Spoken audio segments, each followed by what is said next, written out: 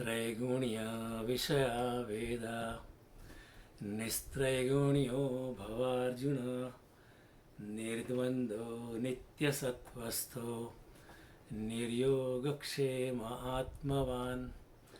भगवान अर्जुन को कहते हैं कि हे अर्जुन, त्रैगुणीय विषया वेदा, वेद का सत्य भी जब पृथ्वी पर उतरता है तो वो भी त्रिगुणातीत नहीं रहता है, वो भी तीन गुण में आ जाता है। तीन गुण होते हैं सत्व, रजस और तमस। हम सभी तीन गुण में आवृत होते हैं, न केवल मनुष्य लेकिन पूरा संसार सत्व, रजस, तमस तीन गुण में आवृत होता है। ये जो आधा श्लोक है मैंने अगले दो प्रवचन में आपको समझाया है। तो if you are interested in understanding in depth, I would request you to go back to the YouTube lectures. I spoke for 2 hours on half the slope earlier, but because we have newcomers today, I may quickly summarize. तो भगवान कहते त्रैगुणीय विषया वेदा निस्त्रैगुण्यो भव अर्जुन। ये अर्जुन, वेद भी जो है, गीता भी जो है, उपनिषद भी जो है, जगत के सारे शास्त्र जो है वो तीन गुण में आ जाते हैं। आपको तो त्रिगुणातीत होना है, तीनों गुण से पार जाना है। क्यों कहते हैं भगवान ऐसा? इसके पीछे भी कारण है। सत्य जब भाषा में आता है तो भाषा तीन गुण में है, तो इसलिए सत्य भी तीन गुण में आ जाती है। भगवान कृष्ण या कोई भी आत्मज्ञानी व्यक्ति को सत्य का अनुभव होता है इंद्रियों से पार, समय से पार, बुद्धि से पार, तीनों गुण से पार, समय से पार, बुद्धि से पार, स्थान से पार। तो ये सब कुछ होता रहता है। तो इसलिए क्या है कि ओके, समथिंग इज नवीन, you are presenting, you need to stop presenting. Okay, that's good. Sorry for the disturbance. सब भगवान का कहना है कि जब सत्य भी कोई बोलने जाता है, क्योंकि सत्य का अनुभव उसको वाणी से परे होता है, बुद्धि से परे होता है, समय से परे होता है, लेकिन जो कहने जाता है सत्य को, कोई बुद्ध, कोई महावीर, कोई कृष्ण, कोई राम, ये कोई भी आत्मज्ञानी योगी जब सत्य को बताने चलता है तो क्या होता है कि सत्य को बताने की प्रक्रिया में योगी को वाणी में आना पड़ता है, इंद्रियों में आना पड़ता है, समय में आना पड़ता है, स्थान में आना पड़ता है। इसलिए होता क्या है कि माध्यम बदल जाता है। जो अनुभव इंद्रियों के पार हुआ था वो इंद्रियों में आके कहना पड़ता है। जो अनुभव समय से पार हुआ था वो समय में आके कहना पड़ता है। जो अनुभव बुद्धि से पार हुआ वो बुद्धि में आके कहना पड़ता है। वो माध्यम बदल जाता है। और ये जो माध्यम होता है हमारे मनुष्य के माध्यम है, एग्जिस्टेंस के माध्यम है। इसलिए मीडियम जब बदल जाता है तो सत्य थोड़ा विकृत हो जाता है। मैं आपको हमेशा समझाता रहा, एग्जाम्पल देता रहा कि अगर आप मेरी अंगुली स्ट्रेट देखते हो तो हवा के माध्यम से देखते हो, लेकिन वही अंगुली मैं आपको पानी के माध्यम से बताऊँ तो आपको टेढ़ी लग सकती है। इसी तरह सत्य जब भाषा में प्रवेश करता है तो सत्य टेढ़ा हो जाता है, विकृत हो जाता है। तो सत्य प्रकट होता है मौन में और बिखर जाता है मुखरता में। सत्य की कोई भाषा नहीं है। इसलिए भगवान भी जानते हैं कि मैं गीता कहता हूँ लेकिन वो असत्य हो जाता है, क्योंकि जब वाणी में सत्य प्रवेश होता है तो सत्य थोड़ा विकृत होने लगता है, सत्य अर्ध सत्य होने लगता है। सत्य जो तीन गुण से पार था, समय से पार था, वो तीन गुण में आ जाता है। इसलिए भगवान कहते हैं कि वेद का सत्य भी जो है जब भाषा में आता है, जब कहने में आता है, लिखने में आता है, समझाने में आता है, तो वो सत्य जो है, जो पूर्ण सत्य था वो थोड़ा थोड़ा बिखरने लगता है, थोड़ा थोड़ा वो अर्ध सत्य होने लगता है, वो तीन गुण में आ जाता है। लेकिन भगवान कहते हैं अर्जुन, तुम्हें तो तीन गुण से पार जाना है, त्रिगुणातीत अवस्था में जाना है। और भगवान अभी कहते हैं निर्द्वंदो, आप जगत जो अस्तित्व है वो द्वंद्व से भरा हुआ है, आपको निर्द्वंद में जाना है। न इधर न उधर, न बाएं न दाएं, ठीक मध्य में अपनी स्थित प्रज्ञता में बैठना है। नित्य सत्वस्थो, सदा परमात्मा में बनाए रखना है अपना चिंतन, अपना चित्त नित्य सत्वस्थो, अपना चित्त अपनी चेतना हमेशा अपने अपने चित्त को अपने ही चैतन्य के प्रति सजग रखना है। Be conscious of your own consciousness rather than being a body conscious person. आमतौर पर हम बड़े देहाभिमानी होते हैं, we are conscious of our body, but भगवान कहते हैं be conscious of your own consciousness. अपनी चेतना के प्रति चेतनवान बनो, और जब आप अपनी चेतना के प्रति चेतनवान बनोगे तो आप मेरे प्रति ही सजग हो जाओगे। तो भगवान कहते हैं नित्य सत्वस्थो निर्योगक्षेम, योगक्षेम यानी भरण पोषण। भगवान कहते तो भरण पोषण की फिक्र मत कर, निर्योगक्षेम हो जाए। जो भी अनायासी से आपको प्राप्त होता है उसमें तू संतुष्ट मान कर चल, मैं तेरी फिक्र कर लूँगा।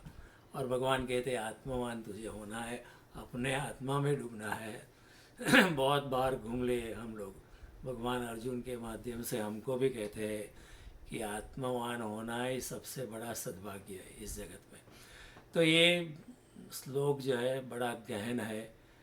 पहले आधे श्लोक के लिए मैंने 2 प्रवचन किए हैं, अभी मैं आपको समझा रहा हूँ निर्द्वंद अवस्था क्या है। भगवान ने कहा त्रैगुणीय विषया वेदा निस्त्रैगुणीय भवार्जुन। वेद जो है वो भी 3 गुण में आ जाते हैं, लेकिन अर्जुन तुमको 3 गुणों से पार जाना है। क्यों 3 गुण में आ जाते हैं? क्योंकि सत्य जब भाषा में आता है, सत्य जब समय में आता है, स्थान में आता है, बुद्धि में आता है, इंद्रियों में आते हैं, तो वो थोड़ा थोड़ा वीक हो जाता है। भाषा इतनी कमज़ोर है और सत्य इतना विराट है कि भाषा में उसको कॉम्प्रिहेंसिवली उसको समाविष्ट नहीं किया जा सकता है। इसलिए भगवान कहते हैं कि भाषा में आकर वेद भी थोड़ा थोड़ा बिखर जाता है, मेरी गीता भी थोड़ी थोड़ी बिखर जाती है, उपनिषद भी बिखर जाते हैं, जगत के सारे शास्त्र बिखर जाते हैं।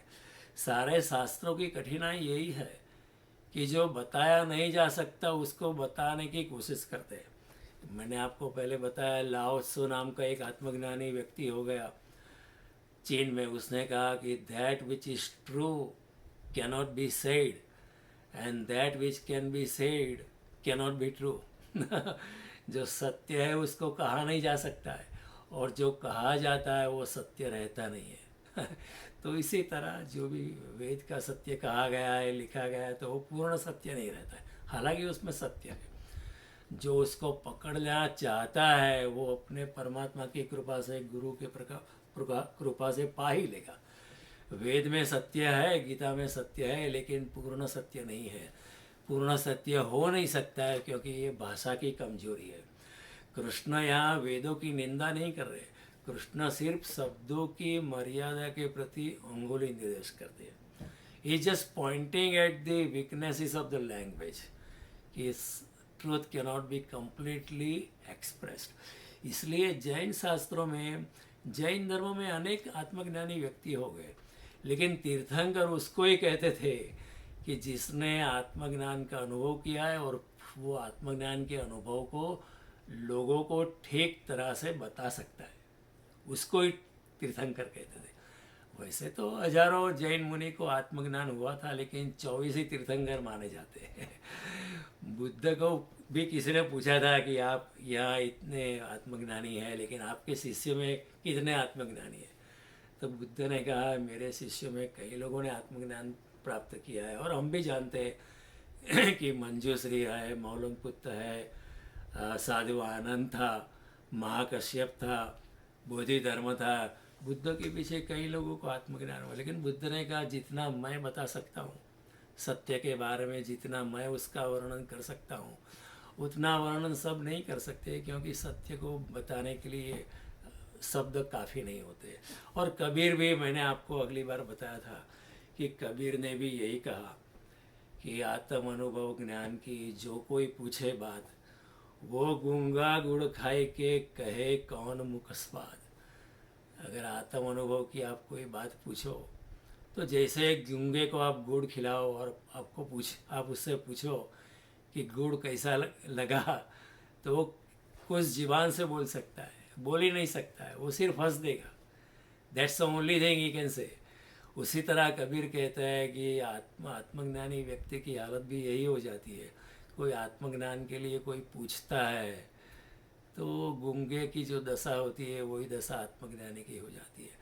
हाँ, कई लोगों ने बहुत अच्छा प्रयास किया, जैसे शंकराचार्य थे, जैसे ओशो थे, जैसे बुद्ध थे, जैसे महावीर थे। उन्होंने बहुत अच्छा सघन प्रयास किया, लेकिन उन्होंने खुद भी बताया कि पूर्णतया सत्य को प्रकाशित करना संभव नहीं है, क्योंकि सत्य तो भाषा से परे होता है। वो सत्य का अनुभव मौन में होता है, निःशब्द में होता है। तो उसको शब्द में लाने से पूरा मीडियम बदल जाता है और शब्द काफ़ी कमज़ोर होते हैं। सत्य इतना विराट होता है कि उसका प्रकाशन करना बहुत मुश्किल होता है। तो कृष्ण वेद की निंदा नहीं कर रहे, कृष्ण गीता की भी निंदा नहीं करते, कृष्ण भागवत की या 18 पुराणों की या उपनिषद की निंदा नहीं कर रहे।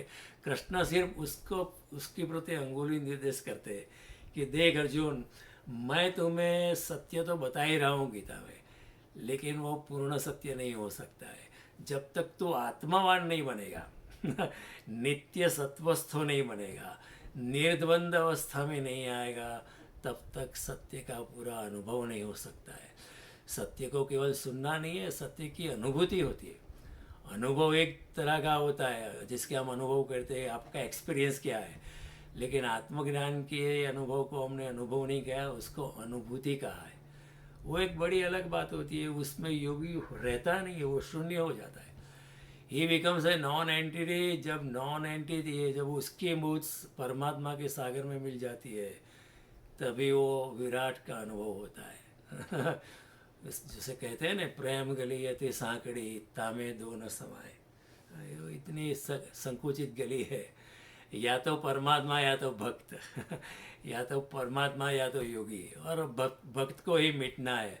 भक्त के बूंद को परमात्मा के सागर में विलीन होना है।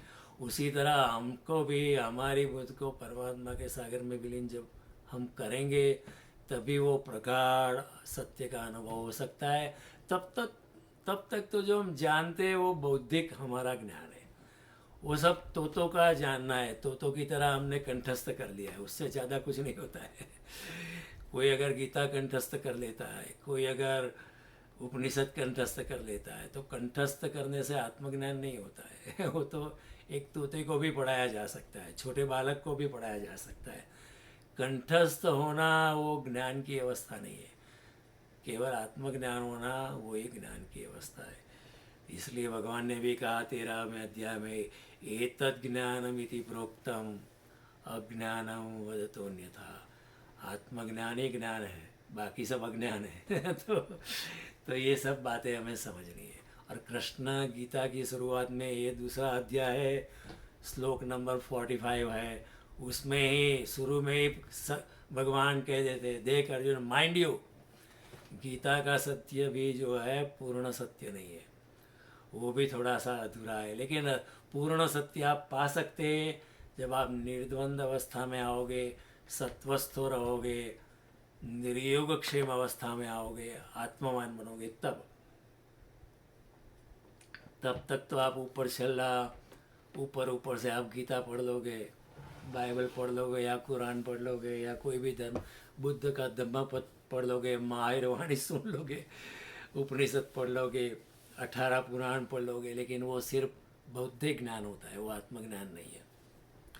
भारत में हजारों पंडित हुए, लाखों पंडित हुए लेकिन आत्मज्ञानी कोई बहुत कम थे।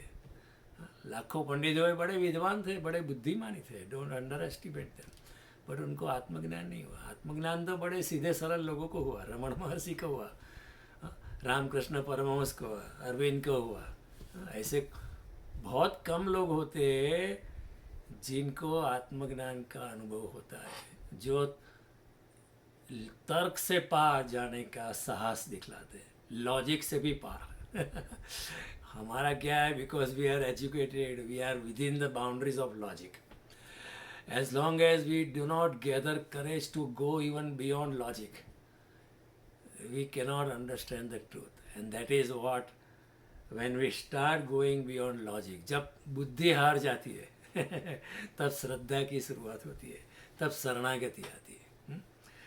तो जब और तब जगत के रहस्यों का हमें पता चलता है। बार बार कृष्ण कहते हैं गीता में, ये रहस्य है, this is a secretive knowledge. हम कहेंगे क्या रहस्य है, it is in black and white, translation is available. ऐसा नहीं है, रहस्य है। भगवान बार बार कहते हैं, इदम तु ते गुह्यतमम प्रवक्ष्यामनसुवे, मैं गुह्य से गुह्य ज्ञान बताने वाला हूँ। भक्तोसी में सखा चेती रहस्यमेतद उत्तमम, तू मेरा भक्त है और तू मेरा मित्र है, इसलिए मैं रहस्य बताता हूँ। इति गुह्यतरम शास्त्रम इदमुक्तम मया नघ एतद् बुद्ध्वा बुद्धिमानः स्यात् कृत कृतघ्नः भारत। ये गुह्य से गुह्य ज्ञान मैंने तुझे बताया है। इदम ते ज्ञानम आख्यातम गुह्याद गुह्यतरम मया, 18 अध्याय में भगवान कहते हैं ये गुह्य से गुह्य ज्ञान मैंने बताया है। ये क्या गुह्य है, ट्रांसलेशन है, इसमें क्या गुह्य, it is black and white, but फिर भी वो गुह्य है, क्योंकि जब तक इंसान तर्क से पार नहीं जाता, बुद्धि से पार नहीं जाता, वाणी से पार नहीं जाता, समय से पार, स्थान से पार, transcend beyond the barriers of time, जब तक वो अवस्था नहीं आती, आत्मवान अवस्था नहीं आती, तब तक वो सत्य की पहचान नहीं होती है। और फिर वो पहचान तभी होती है जब इंसान शून्यता में चला जाता है, अपने अहंकार को विगलित कर देता है, तब तक ये होता नहीं है। तो ये जो आधा श्लोक है वो मैंने पहले 2 प्रवचन में समझाया है। ये जो श्लोक है, त्रैगुणीय विषया वेदा निस्त्रैगुणियो भवार्जुन, निर्द्वंद्व नित्य सत्वस्थो निर्योगक्षेम आत्मवान, we can speak for it forever. ये गीता का क्रक्स है, this is the heart of Bhagavad Gita. तो मैं आपको धीरे धीरे एक के बाद ये जो शब्द भगवान ने वो प्रयोग किए है उसको मैं क्रमश मैं समझाने वाला हूँ, ताकि आप भी गीता की शुरुआत के पहले ही आपको गीता का कंप्लीट अंडरस्टैंडिंग मिले। भगवान कहते निर्द्वंद अवस्था में आना है। तो ये भी एक बड़ी अद्भुत बात है। भगवान कहते हैं निर्द्वंद में आना। देखो, जगत द्वंद से भरा हुआ है, there is duality in this existence. दिन है तो रात भी है, स्त्री है तो पुरुष भी है, सुख है तो दुख है, राग है तो विराग है, मान है तो अपमान है, शत्रु है तो मित्र है, प्रेम है तो द्वेष भी है, शांति भी है तो क्रोध भी है। भगवान कहता है अर्जुन आपको निर्द्वंद होना है, न राग में न विराग में, न त्याग में न भोग में, बीच में तुरीय अवस्था में रहना है, बिल्कुल मध्य में स्थिर, अपनी स्थित प्रज्ञता में रहना है। भगवान आगे कहेंगे स्थित प्रज्ञता के बारे में। अर्जुन सवाल पूछते कि स्थित प्रज्ञता क्या होती है, तो भगवान कहते हैं दुखेषु अनुद्विग्न मना सुखेषु विगत स्पृह वितराग भय क्रोध स्थित धीर मुनिरुच्यते। जो दुख से चलायमान नहीं होता और सुख से भी चलायमान नहीं होता है, जिसके राग भय क्रोध त्याग भोग सब कुछ चले गए, जो अपने तुरीय अवस्था में बैठा है, सभी द्वंद्वों से परे बैठा है, उसका नाम है, उसको कहते हैं स्थित प्रज्ञता। वो योगी कहलाता है। प्रजाति यदा कामान सर्वान् पार्थ मनोगतान आत्मन्येव आत्मना तुष्ट स्थित प्रज्ञ तदोच्यते। प्रजाति जिसकी सब कामना चली गई है, छोड़ दी ऐसा नहीं अपने आप चली गई। जो जबरदस्ती छोड़ता है उससे छूटती नहीं है, क्योंकि काम वासना पीछा करेगी मानसिक दृष्टि से। ऊपर ऊपर से तो आप छूट जाती है, ऊपर ऊपर से तो बहुत लोग त्याग करते हैं, लेकिन उसकी जो मन में in the sub conscious mind उसी का विचार चलता रहता है, ऐसा नहीं है। तो भगवान कहते हैं जिसकी सब कामना छूट गई है, प्रजाति अपने आप छूट गई है, उसने खास प्रयास नहीं किया, जैसे उसने परमात्मा का स्वाद चखा है अपने आप छूट जाती है, छोड़नी नहीं पड़ती। जिसको छोड़नी पड़ती है वो तो ऊपर ऊपर से अपने आप को दमन करता है, वो न्यूरोटिक हो जाता है, वो आत्म दमन में चला जाता है। वो भगवान इसकी बात नहीं करते। भगवान कहते हैं भोग को समझो, सुख को समझो, दुख को समझो, काम वासना को समझो, और समझने के बाद आप जागरूक हो जाओ। और जब जागरूक हो जाओगे तो आपको संसार परेशान नहीं करेगा, ये अवस्था आनी चाहिए। Understand the chemistry of sense gratification, understand कि भाई क्या है काम वासना, अंडरस्टैंड कि क्या है लोभ, पद की लालसा, वासना की लालसा, स्त्री की लालसा, पुरुष की लालसा। इस अंडरस्टैंड इट्स केमिस्ट्री अगर आप समझ जाओगे, अवेयरनेस रखोगे, जागृति रखोगे, अवेकंड अवस्था में आओगे, तो ये सब अपने आप छूट जाएगा। जब अपने आप छूट जाओगे तो संसार आपको परेशान नहीं कर पाएगा, अपने आप अपनी स्थित प्रज्ञता में आओगे। तो भगवान कहते हैं कि जो इंसान न राग में है न विराग में है, जो न पकड़ता है न छोड़ता है, जब पकड़ना ही नहीं तो छोड़ना कैसा, ये एक कठिन बात है, समझने जैसी बात है। पकड़ना राग है, त्यागना द्वेष है, लेकिन भगवान कहते हैं न पकड़ना न छोड़ना न त्यागना।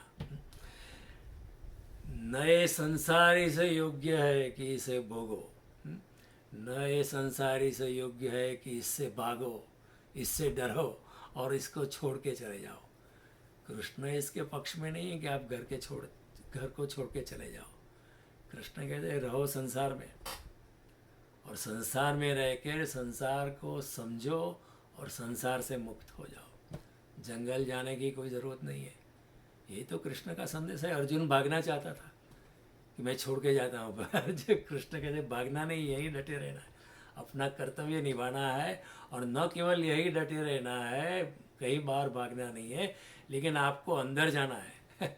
निर्द्वंदो नित्य सत्वस्थो निर्योगक्षेम आत्मवान। अर्जुन कहीं भागना नहीं है, ये युद्ध भी करना है, लेकिन योगी बन के लड़ना है। हाँ? ये एक बड़ी बड़ी खूबी है। भगवान नहीं कहते कि तू अर्जुन की भांति लड़। भगवान कहते सुख दुखे समय कृत्वा लाभालाभो जया जयो ततो युद्धाय युज्यस्व नैवं पापम वाप्स्यसि। हानि लाभ जय पराजय जस अपयश सभी को समान करके आप अपने आत्मवान होकर तू युद्ध लड़, तू योगी बनकर लड़, अर्जुन बनकर मत, तू बुद्ध बनकर लड़, तो फिर तुझे कोई पाप नहीं लगेगा। मैं तुझे गारंटी, नैवम पापम वाप्स्यसि। भगवान कहते हैं अगर तू योगी बनकर लड़ेगा तो कोई पाप नहीं। इसलिए भगवान कहते हैं तस्माद योगी भव अर्जुन।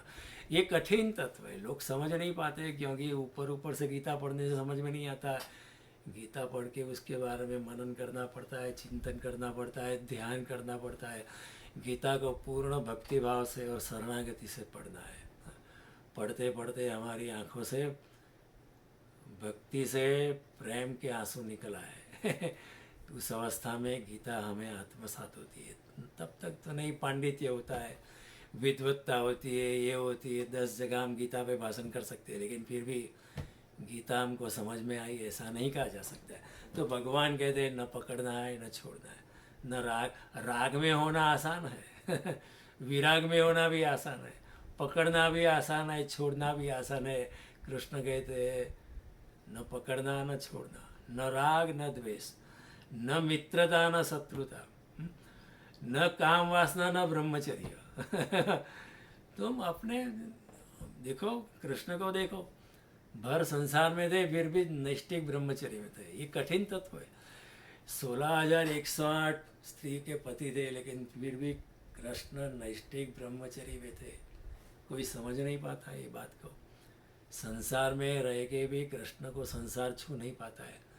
उसी बात को भगवान ने समझाया, पद्म पत्र इव अम्बसा।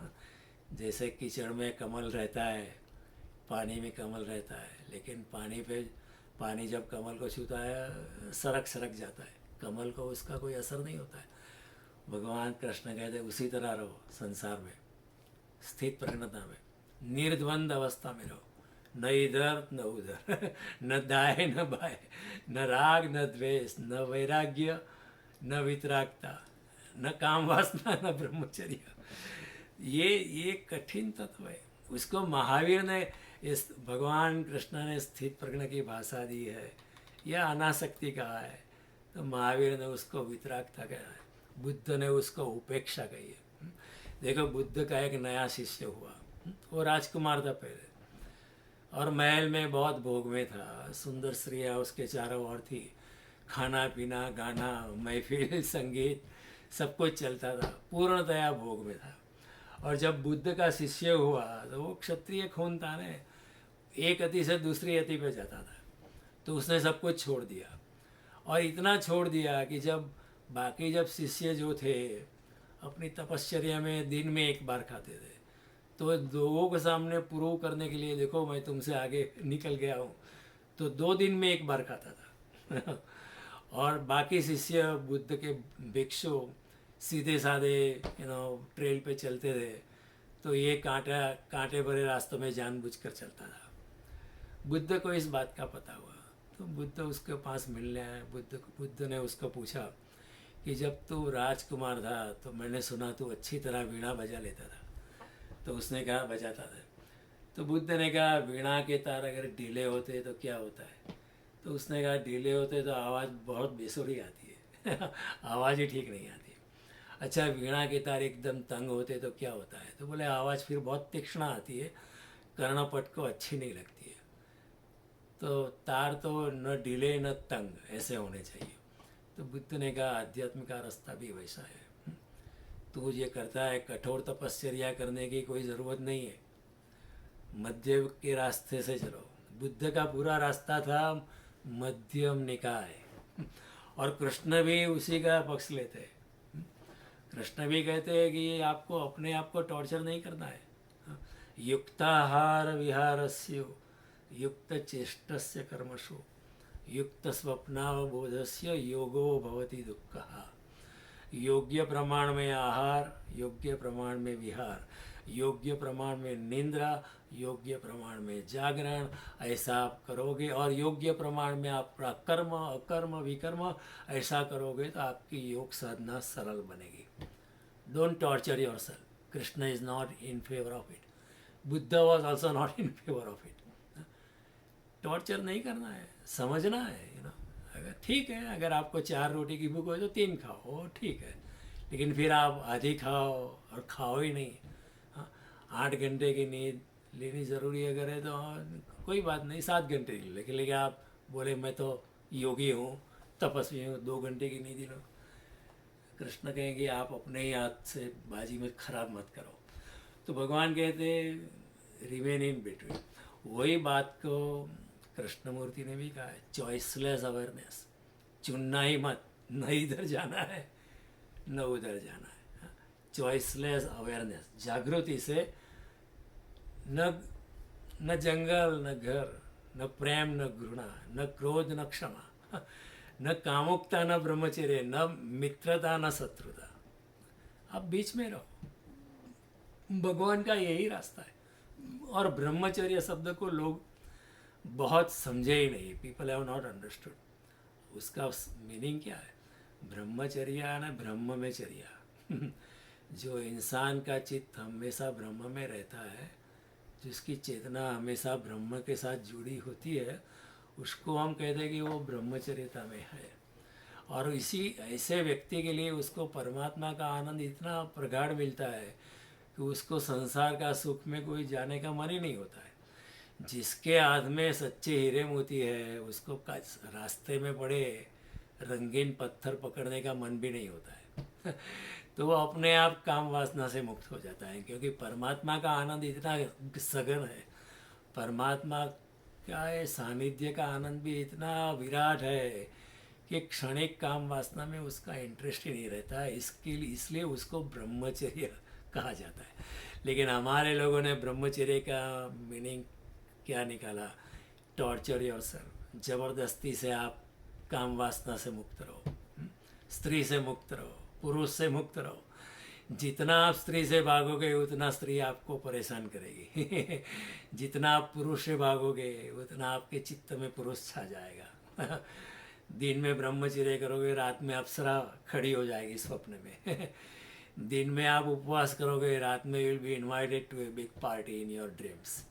क्योंकि वो सब बातें जो है, जो दमन करते, जिस बात का हम दमन करते हैं वो अचेतन मन में चली जाती है। देखो सिगमंड फ्रॉइड ने भी बताया है, एक चेतन मन होता है, दूसरा अचेतन मन होता है। चेतन मन यानी ऊपर ऊपर का जो हमारा मन होता है, और दूसरा जो होता है अचेतन मन, जो 9 गुना ज़्यादा पावरफुल होता है। Sigmund Freud said that your subconscious mind is 9 times more powerful than your conscious mind. और वही बात कृष्ण ने भी कही है, बुद्ध ने भी कही है, महावीर ने भी कही है, कई हमारे योगियों ने बताई है। क्योंकि जन्मों जन्म की जो बात छिपी पड़ी है हमारे में, वो अचेतन मन में होती है। तो ज़बरदस्ती आप जिससे आप अपने आप को रोकते हो, ज़बरदस्ती काम वासना से आप रोकते हो, ज़बरदस्ती मुझे क्रोध नहीं करना है, नहीं करना है, नहीं करना है, तो वो क्रोध जो है अचेतन मन में चला जाता है। फिर वो अचेतन मन में जाके ज़्यादा पावरफुल हो जाता है। काम वासना को दबाया दबाया दबाया, समझा नहीं, समझ से उससे मुक्ति नहीं पाई, अवेयरनेस नहीं रखी, लेकिन ज़बरदस्ती इंसान ने अपने आप को ब्रह्मचर्य में थोप दिया। वो काम वासना आज नहीं तो कल ऊपर ज़्यादा ताकत से, 3 गुनी 4 गुनी 10 गुनी ताकत से बाहर आएगी, क्योंकि वो अचेतन मन में बैठ जाती है। और अचेतन मन बड़ा पावरफुल होता है। कृष्ण की बात ये कि आप भोग को समझो, काम वासना को समझो। काम वासना कोई बुरी चीज़ नहीं। देखो भगवान खुद कहते हैं धर्मा विरुद्धो भूतेषु कामोस्मि भरतर्षभ। काम वासना की ऊर्जा भी मैं ही हूँ। प्राणियों में जो भी काम वासना की ऊर्जा है वो मैंने ही दी है, तो वो खराब कैसे हो सकती है? हाँ, वो गंदी कैसे हो सकती है? उसमें भी दिव्यता है। लेकिन अगर आप समझे नहीं ठीक तरह से, उसका ठीक तरह से आपने अवेयरनेस नहीं रखी, अवेकन स्टेट ऑफ माइंड नहीं रखा, तो फिर वो विकृत हो जाती है। जब person becomes neurotic in trying to control it. भगवान कहते हैं कंट्रोल मत करो, उसको समझो, हाँ थोड़ा निग्रह रखो, लेकिन दमन मत करो। दमन से तो और जोर से उठेगी। दमन से आप क्रोध को दबाए रखोगे तो फिर एक दिन अचानक क्रोध धुआं धुआं करके बाहर निकले। तो चेतन मन होता है ना अचेतन मन होता है। जो दबाया है वो अचेतन मन में चला जाए, लेकिन जब मौका मिलता है वो अचेतन मन में जो भी चीज़ हमने दबाई वो जोर से बाहर आती है। अचेतन मन इज लाइक अवर बेसमेंट, चेतन मन is our drawing room. Drawing room जो हमारा होता है वो दिखावे के लिए होता है। उसमें कोई रहता नहीं है, वो मेहमानों के लिए दिखावे के लिए ड्राइंग रूम होता है। लेकिन जो बेसमेंट में चीज़ जो हमने दबा के रखी, कोई बार जब हमारा दिमाग ठिकाने नहीं, तब क्रोध एकदम ऊपर आता है, काम वासना एकदम ऊपर आएंगी, क्योंकि हमने दबा के रखी है। भगवान कहते हैं ये मैडनेस में मत जाओ। हाँ? न सुख न दुख, न हानि न लाभ, न जीवन न मृत्यु, न यश न अपयश, न शत्रुता न मित्रता, न शुभ न अशुभ। तो कृष्ण ने भी ये बात बताई, शुभाशुभ परित्यागी भक्तिमान में प्रियो न रहो। क्योंकि शुभ करने से भी कई बार अटैचमेंट हो जाता है। अगर मैं मंदिर में $1,00,000 का डोनेशन लूँ तो मेरे सबकॉन्शियस माइंड में ऐसा लगता है कि मैं बहुत महान व्यक्ति हूँ, मेरा अटैचमेंट हो जाता है डोनेशन से। इसलिए कबीर ने कहा कि नेकी कर और कुएं में फेंक। अच्छा काम जरूर करो, लेकिन उस पर अटैचमेंट रखो। कई सन्यासी ऐसे, मैं भी कुछ लोगों को मिला हूँ, वो कहते हैं कि जब मैंने सन्यास लिया था तभी इतनी इतनी दौलत मैंने छोड़ी थी, इतनी ज़मीन छोड़ी थी, इतनी जागीर छोड़ी थी, इतना ये छोड़ा था, मैंने सबको लात मारा था। लेकिन अभी आपको सन्यास लिए 20 साल हो गए, 25 साल हो गए, फिर भी आप यही बातों को दोहराते हुए कि मैंने इतना छोड़ा था, तो इसका मतलब है आपको इसमें अटैचमेंट अभी तक है। आपने लात मारी थी लेकिन ठीक तरह लगी नहीं, क्योंकि आपका दिमाग, योर सबकॉन्शियस माइंड, अचेतन मन में आपको फिर भी उसके साथ लगाव है, you are still attach to it. तो ऊपर ऊपर छोड़ना वो तो काम की बात नहीं है, वो निर्द्वंद अवस्था नहीं है। तो कृष्णमूर्ति जो आत्मज्ञानी इंसान थे, उन्होंने बड़ी सोच विचार करके कहा था चॉइसलेस आवर अवेयरनेस। और जब चुनाव रहित मन होता है, क्योंकि मन क्या है, मन हमारा चुनाव करता है, या इसका चुनाव करता है, काम वासना का चुनाव करेगा या काम वासना रहित होने का चुनाव करेगा, या क्रोध का चुनाव करेगा या शांति का चुनाव करेगा, या प्रेम का चुनाव करेगा या क्रोध का चुनाव करेगा, या मित्रता या शत्रुता। लेकिन आपने कभी सोचा कि इस जगत में शत्रु वही होता है जो पहले मित्र था। मित्रता ही शत्रुता में परिवर्तित होती है। तो शत्रुता के पीछे मित्रता छुपी पड़ी है। शत्रु इसलिए है कोई कि मित्र पहले था। कोई निर्वासना में इसलिए जाता है कि पहले वासना थी। भगवान कहते हैं सब वासना भी छोड़, निर्वासना भी छोड़, अपने आत्मा में स्थित हो जाओ।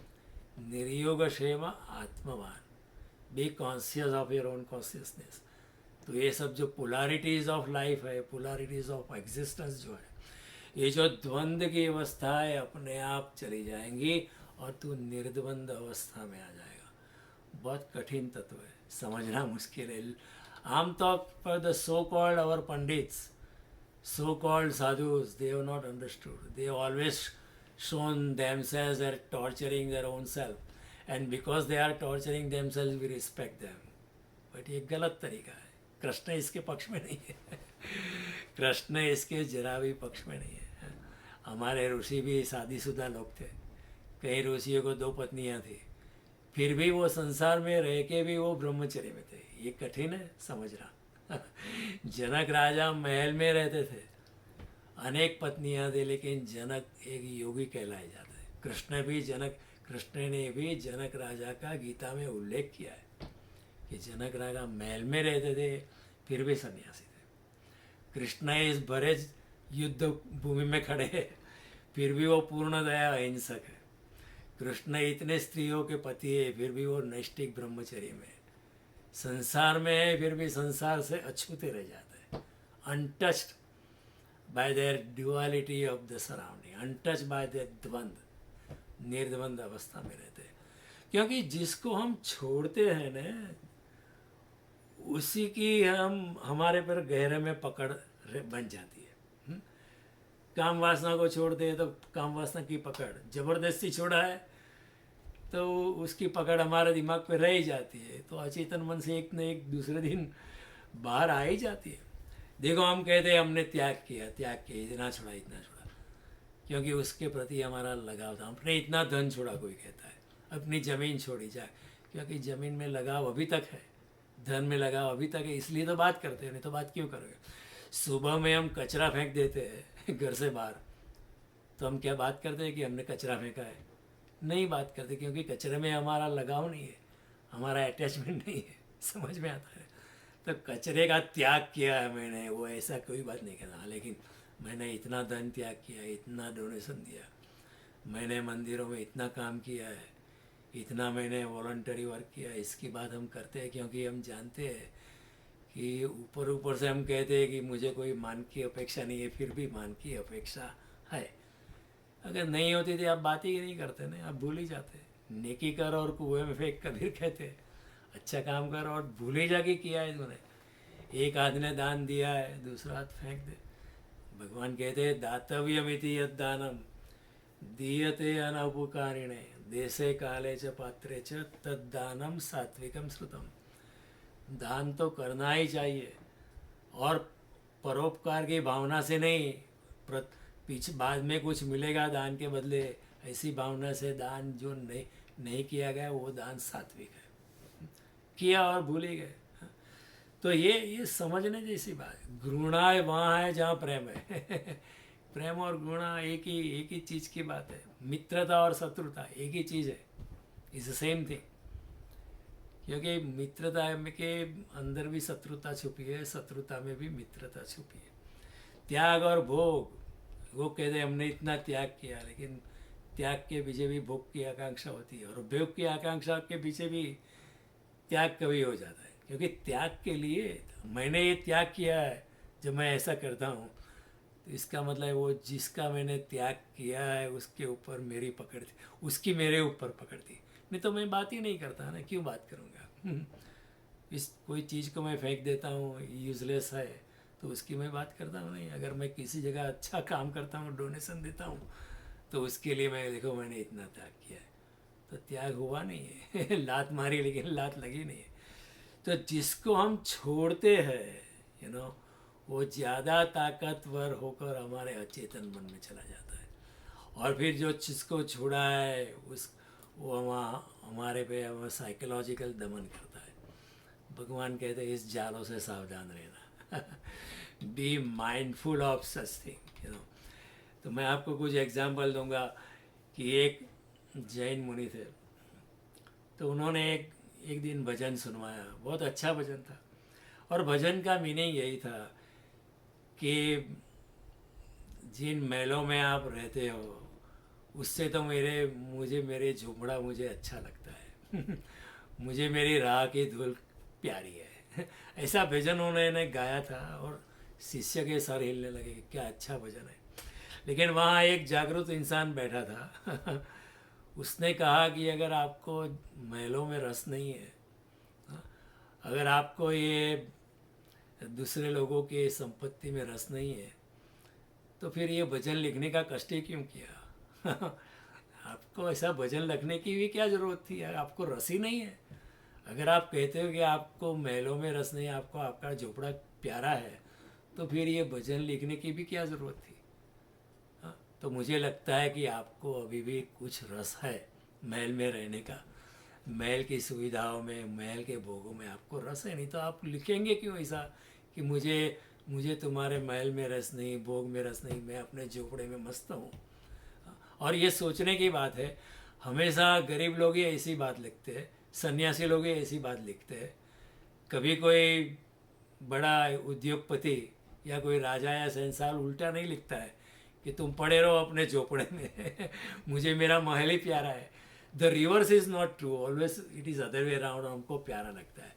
तो वो इंसान बैठा था, उसने कहा उसको कि मुझे लगता है कि आप लिखा तो है आपने, आपने गाया भी है, लेकिन मुझे लगता है कि आपके अचेतन मन में अभी भी महल के लिए आपका आकर्षण भरा है। आपने ज़बरदस्ती छोड़ा है। आपका मन उससे निकला नहीं है। ऊपर ऊपर से आप मुनि है, त्यागी है, बहुत अच्छा लिखता है, भजन भी अच्छा लिखा है, लेकिन अंदर अंदर से आपको अभी भी भोग की आकांक्षा है। तो उसने कहा कि आपको बाद में मिलना मुझे, तो वो बाद में मिलने गया। तो उस वक्त उसने कहा दूसरे इंसान के, आपके शिष्य कहाँ चले गए। नहीं नहीं, वो तो उनको तो अभी नहीं बुलाया, लेकिन आपने बड़ी मेहरबानी की, मुझे रस है, मैं कबूलात करता हूँ, आई एम स्टिल इंटरेस्टेड। ये तो ऊपर ऊपर भजन लिखने की बात है, लेकिन जब कुछ नहीं मिला तो अंगूर खट्टे हुए। लेकिन आपने ठीक पकड़ा और आपने सभ्यता की भी परवाह नहीं की, और आपने मेरे घाव जो मैंने भर दिया था ज़बरदस्ती, वो घाव फिर से खोल दिया। आपकी बात सच है कि मैंने ऊपर से छोड़ा है, लेकिन वो महलों में मुझे रस है।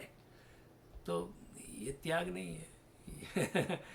कृष्ण कहते हैं न त्याग न भोग, न पकड़ना न छोड़ना, स्थित प्रज्ञता, न दुख न सुख, न हानि न लाभ, न जीवन न मरण, न जागना न सोना। ये बीच की अवस्था नहीं है। भगवान कहते हैं आपको निर्द्वंद अवस्था में आना है, बीच की अवस्था में आना है, तभी आप आत्मवान जब बनोगे। और जब आत्मवान बनोगे तभी ही आपसे निष्काम कर्म की घटना घटेगी। ये अध्याय जो है भगवान निष्काम कर्म की बात करते हैं। दूसरे अध्याय के सेकंड पार्ट में भगवान निष्काम कर्म की बात करते हैं। जब तक आप आत्मवान नहीं हो, निर्द्वंद नहीं हो, निर्योगक्षेम नहीं हो, तब तक आप निष्काम कर्म में जा नहीं सकते हो। ये समझने की बात है। दूसरा एग्जांपल मैं आपको दूँ, ये कहानी है। कहानी शायद हुई ना हुई इससे मतलब नहीं है, लेकिन इसका बोध जो है उसको हमें ग्रहण करना है। कि एक गांव था और वहाँ मंदिर था, पुजारी रोज़ अच्छी पूजा करता था, लेकिन मंदिर के सामने ही एक वेश्या भी रहती थी। लेकिन वेश्या को, बेचारे को मन में बहुत दुख होता था कि मुझे मंदिर में जाने की इजाज़त नहीं है और मैं जा नहीं पाऊँगा। तो जब मंदिर में आरती चलती थी, कुछ भी कार्यक्रम होता तो अपने घर के दरवाजे की आड़ से दूर से भगवान का दर्शन कर लेती थी, प्रेम से, भक्ति से, और कहती थी कि मेरा ये जन्म तो ऐसे कार्य में चला गया, मैं देह का विक्रय करती हूँ, अच्छा नहीं लगता मुझे भी, लेकिन अगले जन्म में हे कृष्ण मुझे तेरा सानिध्य प्राप्त हो, ऐसी मैं कामना करती हूँ। वो मनोमन भगवान से जुड़ जाती थी, लेकिन वो मंदिर में जा नहीं सकती थी, वो अपने आप को कोसती रहती थी। और इधर पुजारी था, वैसे तो ऊपर ऊपर से पूजा करता था, लेकिन उसका ध्यान था वो सुंदर वेश्या में था कि सारा गांव उसका उपभोग करता है, मैं नहीं जा सकता हूँ, कि अगर मैं गया तो सारे गांव में फजीती हो जाएगी। अरे पुजारी साहब आप यहाँ क्या कर रहे हो, आप वेश्यालय में क्या कर रहे हो। तो पुजारी जा नहीं सकता वेश्या के घर, वेश्या नहीं जा सकती थी मंदिर में। कुछ सालों के बाद दोनों की मृत्यु हो गई और यमदूत दोनों को लेने आए। और फिर यमदूत का जो दो ग्रुप थे, एक ग्रुप जो था वो वेश्या को स्वर्ग में लेके जाने लगे और पुजारी को नरक में लेके जाने लगे। तो पुजारी ने कहा ये तो अन्याय है, मैं तो पुजारी था और ये तो वेश्या है, आप उसको स्वर्ग में क्यों लेके जाते हैं कुछ गलत हो रहा है, सम वायर्स हैव बीन क्रॉस्ड तो यमदूत ने कहा ये जो भी हो रहा है ठीक ही हो रहा है, आप पुजारी थे लेकिन आपका ध्यान वेश्या में था, और वो वेश्या थी, कुछ भी करती थी लेकिन उसका मन जो था प्रभु में लीन था, इसलिए वो प्रभु में लीन हो, इसलिए वो स्वर्ग में जा रही है और आप नरक में जा रहे, फिर से आपको जन्म जन्मांतर का चक्कर लगता है। कहने का था ऊपर ऊपर से लोग बहुत कुछ करते हैं लेकिन मन कहाँ है, अंदर की स्थित प्रज्ञता अगर है तो ही निर्द्वंद अवस्था है। ये समझने जैसी चीज़ है। ये जापान का एक फकीर था, पेड़ के नीचे बैठ के बहुत अच्छी बात करता था और सच्चे दिमाग से फकीर था। तो अचानक एक जापान का जो वहाँ का लोकल सम्राट था वो भी गुजर रहा था, वो अपने घोड़े पे बैठ के उसकी बात सुनने लगा। फिर दूसरे दिन भी आया, घोड़े पे बैठ के बात सुनता था। तीसरे चौथे दिन में वो घोड़े से उतर के नीचे बैठने लगा सबके साथ। उसको फकीर की बात बहुत प्यारी लगने लगी। तो एक दिन उसको फकीर ने कहा कि आप यहाँ पेड़ के नीचे पड़े रहते हो, यहाँ कोई नहाने धोने का भी इंतज़ाम नहीं है, आप मेरे महल में रहो। तो योगी ने कहा कि ठीक है, तू कहता है तो मैं महल में रहता हूँ तो वो महल में गया। रात को फिर उसने कहा कि मेरे लिए अच्छा खाना आता है, राजभोग आता है, आप भी क्या खाओगे? वो फकीर ने कहा आप जो खाना आप खाएंगे वो मैं खाऊंगा, उसमें क्या है। तो सम्राट को भी आश्चर्य हुआ, उसने सोचा था कि ये तो फकीर है, एक रोटी और थोड़ा सब्जी मांगेगा, ये भी राजभोग खाता है, ठीक है खा। फिर उसने कहा रात को तो मुझे अच्छी सुंदर लड़कियाँ मुझे मसाज करती है, फिर मैं सोता हूँ, आप करोगे? फकीर ने कहा ठीक है मैं भी कराऊँ रात को मैं अच्छा संगीत सुन के सोता हूँ, ठीक है मैं भी अच्छा संगीत सुन के सोऊंगा। जो भी भोग राजा करता था वो भी सब भोग फकीर भी करने लगा। तो थोड़ा राजा को डाउट होने लगा कि ये तो डाउटफुल है कि ये सन्यासी नहीं है। तो एक महीना तो ऐसे बीत चुका। एक दिन राजा ने उससे कहा कि मुझे कुछ सवाल है आपसे। तो फकीर ने कहा मुझे मालूम है तुम्हें क्या सवाल है, लेकिन आज शाम को पूछना, अभी नहीं पूछना। तो ठीक है, शाम का वक्त हुआ। फकीर ने कहा चलो तुम्हारे सवाल का जवाब देना है, लेकिन यहाँ नहीं, राजमहल में नहीं, मेरे साथ चल। वो जाने लगे, राज्य की सीमा के पार बहुत दूर चले गए। तो राजा ने कहा कि अभी तो मैं पूछ लूँ मेरा। तो फकीर ने कहा पूछ ले तो कहा कि आप मेरे महल में रहते थे, जो भोग में मैं था वही भोग आप थे, तो मेरे और तुम्हारे में अंतर क्या है आप भी भोगी है, मैं भी भोगी हूँ, फर्क क्या है? तो फकीर ने कहा मैं आपके साथ वापस नहीं आने वाला हूँ, मैं तेरे महल में रहता था लेकिन तेरा महल जो है मेरे दिल में नहीं रहता था हाँ, मैं जो आप खाते थे वो मैं खाता था, लेकिन I was unattached to it.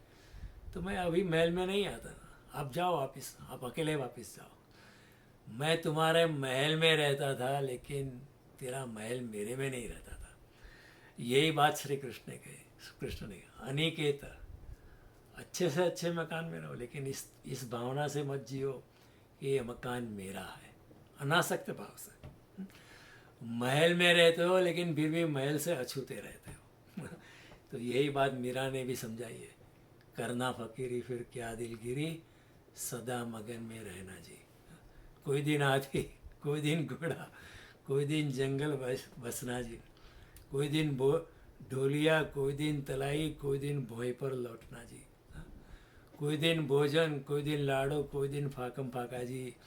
Meera पढ़े प्रभु गिरधर, मीरा कहे प्रभु गिरधर नागर, आई पढ़े सो सहना जी। जो आप पढ़ता है ठीक है, मुझे कोई अटैचमेंट नहीं है।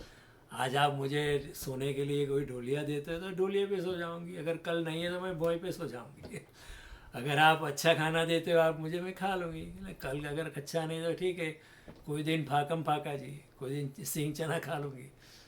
मुझे कोई अटैचमेंट नहीं है, मैं अपनी स्थित प्रज्ञता में हूँ, इसलिए क्योंकि मैं कृष्ण से जुड़ी हूँ। ये बात है, निर्द्वंद निर्द्वंदो नित्य सत्वस्तु। बहुत समझने जैसी बात है। कबीर का बेटा था कमाल, है ना। ये मैं इसलिए एग्जाम्पल दे रहा हूँ ताकि आप ये कृष्ण की निर्द्वंदता क्या है, अनासक्ति क्या है, महावीर की वितरागता क्या है, बुद्ध की उपेक्षा क्या है, आप उसको ठीक तरह से समझ पाओ। क्योंकि समाज ने, पंडितों ने, साधुओं ने, द सो कॉल्ड पंडित, हमारे मन में बहुत गलत फहमी डाली है और हम उसके गुलाम हो गए। कृष्ण ये नहीं कहते, कृष्ण ऐसी बात कहते ही नहीं है। कबीर का बेटा था कमाल। तो एक दिन काशी नरेश कबीर को मिलने आए थे और फिर कबीर को मिले और वापस चलने लगे। तो बीच में कमाल का झोपड़ा है, कमाल का झोपड़ा अलग कर दिया था, लेकिन शिष्य को ऐसा डर था कि कबीर के जाते ही कमाल उसका उत्तराधिकारी बन जाएगा। तो कबीर ने कहा ऐसा कुछ नहीं है, उसका झोपड़ा अलग कर देते। ऐसा मैं कुछ करने वाला नहीं हूँ, ये कोई डायनास्टी नहीं है। देखो कितनी ट्रांसपेरेंसी थी। तो वो काशी नरेश वापस जा रहे थे, तो उसने पूछा, कमाल ने उनको पूछा, क्यों, कैसे आए? बोला मैं तो कबीर से मिलने आया था, ये हीरा भेंट करने आया था। ये बहुमूल्य हीरा है, मैं कबीर को भेंट करने आया हूँ, वो तो लेते नहीं है, तो मैं हीरा वापस ले जाता हूँ। तो कमाल ने कहा कि अभी तुम वापस ले जा रहे हो? तो उस वापस क्यों ले जा रहे हो, वापस क्यों ढो रहे हो? अगर आपको हीरे में आसक्ति नहीं है, अगर आप निर्द्वंद अवस्था में, उसे छोड़ दो, फिर यहाँ ही छोड़ दो। तो राजा को भी लगा कि बात तो ठीक है, लेकिन वो चौंका, क्योंकि उसने कमाल के बारे में अच्छी बातें नहीं सुनी थी। कमाल के बारे में सुना था कि ये बहुत कपटी है, धन लोलुप है। तो राजा ने कहा कि कहाँ फेंक दूँ? तो कमाल ने कहा कि अगर आप पूछते हो कि कहाँ फेंको, तो फिर आपने, आपके हृदय में से जो हीरे का मूल्य है वो गया नहीं। अगर आपके हाथ में पत्थर होता तो आप पूछते कि कहाँ फेंक दो, आप फेंक देते। तभी हीरे के बारे में आप पूछते हो कि कहाँ फेंको, मीन्स हीरे के प्रति आपका लगाव है। आप दान करने आए थे, लेकिन आपका लगाव गया नहीं है, आपकी आसक्ति गई नहीं है, आपकी निर्द्वंद अवस्था नहीं आई है। तो काशी नरेश ने भी सोचा बात तो ठीक करता है। तो उसने कहा कि ठीक है, तुम्हारे यहाँ झोपड़ा है, उसे सरोइयों की छप्पड़ थी, मैं हीरा उसमें खोज के चला जाता हूँ। तो कमाल ने कहा ठीक है, कहीं भी खोज दो, कहीं भी रख दो, मुझे क्या फ़र्क पड़ता है। तो काशी नरेश ने छप्पर में वो हीरा खोज दिया। उसने सोचा कि मैं जाऊंगा बाद में ये हीरा निकालने का, ये तो कमाल कबीर जैसा नहीं है, ये तो बहुत धन लोलुप है, निकाल ही देगा। 1 महीने के बाद काशी नरेश वापस आए और कमाल से पूछा, मैं 1 महीने पहले आया था, इधर सरैयों की छप्पर में मैंने हीरा खोसा हुआ था, वो कहाँ है? तो कमाल ने कहा कि अगर किसी ने निकाला नहीं है तो वहीं होगा। और कहाँ होगा? और काशी नरेश को आश्चर्य हुआ, जहाँ हीरा खोसा हुआ था वहीं पड़ा था। कमाल ने उसके ऊपर देखा भी नहीं था। तो ये तत्व समझना कठिन है। कबीर को समझना आसान है, लेकिन कमाल को समझना थोड़ा और ज़्यादा मुश्किल हो जाता है। कृष्ण जैसे कमाल भोग में है, फिर भी भोग से मुक्त है। हीरा उसके झोपड़े में था, लेकिन उसने देखा भी नहीं उसकी ओर। ये निर्द्वंदता, अनासक्ति, वितरागता, उपेक्षा, नित्य सत्वस्थो जो कृष्ण कहते हैं, निर्योग क्षेम आत्मवान, ये आत्मवान अवस्था है, उसे कोई छू नहीं सकता है। ये बिल्कुल अलग चीज़ है कि हमारे दिमाग में ऐसा नहीं, ये त्याग कर दिया, वो त्याग कर दिया, वो त्याग किया है, बहुत बड़ा योगी है। कृष्ण की दृष्टि में ये कोई योग नहीं है, ये कोई निर्द्वंद अवस्था नहीं है।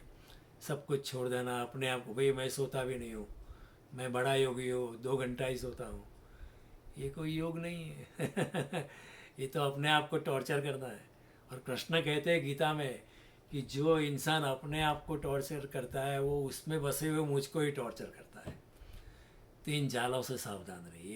ये कोई त्याग नहीं है, ये कोई तपश्चर्या नहीं है। तपश्चर्या का मतलब है बिल्कुल मध्य में खड़ा रहना, न इधर न बाएं, न दाएं, न इधर न उधर। It's difficult, many sannyasis claim करते हैं कि मैंने इतना छोड़ा था, इतना छोड़ा था, लेकिन तो ये कर इतना याद है तो फिर छोड़ा नहीं है। मानसिक दृष्टि से लगाव चालू है। मानसिक दृष्टि से लगाव आपका चालू है। ये बातें गहन समझना मुश्किल है। बुद्ध के शिष्य एक गांव में इकट्ठे हुए, तो गांव में पहला दिन था, तो गांव में घूमे, तो वो रेड लाइट एरिया में से गए। पुराने ज़माने में भी रेड लाइट एरिया तो होता है। तो एक वेश्या ने एक शिष्य को आमंत्रित किया, तुम मेरे साथ रहो। तो बोला कि मैं अपने गुरु से पूछूंगा, वो अगर आज्ञा देंगे तो आऊँगा, तुम्हारे साथ रहूँगा। अभी 3 मिनट बाकी बाकी है। I try to finish this story, but understand the इसके पीछे जो बोध है, उसके पीछे जो निर्बंधता है, उसको समझने का प्रयास करो। तो वो गए वापिस।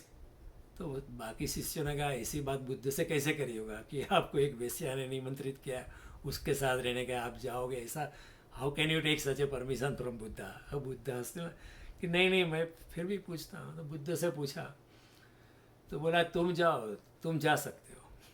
क्योंकि मैं जानता हूँ कि तू बिल्कुल निर्द्वंद अवस्था में, तू बिल्कुल अनासक्ति में, हाँ, तो उपेक्षा में है। वेश्या तुम्हें चलायमान नहीं कर पाएगी, तुम जाओ उसके घर रह के आओ। वो गया, वेश्या ने उसको लुभाने का बहुत प्रयास किया। 1 महीने तक वो वेश्या के घर रहा, लेकिन वो अपनी स्थित परिणता में था, अपनी निजानंद की मस्ती में था। वेश्या की कितनी भी हरकत उसको छू नहीं पाई। वेश्या को ही बड़ा आश्चर्य हुआ कि सारा गांव मुझको पाने के लिए कितने पैतरे बनाते, कितना धन लुटाते, और ये है एक ऐसा आत्मनिष्ठ इंसान कि जिसको कोई असर ही नहीं उसके, वो इतना आत्मनिष्ठ है। आप बिफोर ए मंथ दैट शिष्य रिटर्न विथ दैट वेश्या टू बुद्ध, और वेश्या भी बुद्ध की शिष्या हो गई। ये है वितरागता। भोग में रहना, लेकिन भोग से फिर भी मुक्त रहना। न इधर न उधर, न हानि न लाभ, न जीवन न मृत्यु, न सुख न दुख, न दुश्मनी न मित्रता, बीच में रहना, अपनी आत्मनिष्ठ अवस्था में रहना, उसका नाम है निर्द्वंदता। क्योंकि संसार तो द्वंद से भरा है। ऐसे ही संसार का निर्माण हो सकता है ना, इसके बिना नहीं हो सकता है। 1 मिनट में ये खत्म हो जाएगा अपने आप। तो ये निर्द्वंद अवस्था जो है, ये समझना बहुत मुश्किल है। आप भी इसके बारे में ज़रा सोचना। अगली बार जब मिलेंगे तो मैं उसके बारे में मैं आपको और समझाने का प्रयास करूँगा।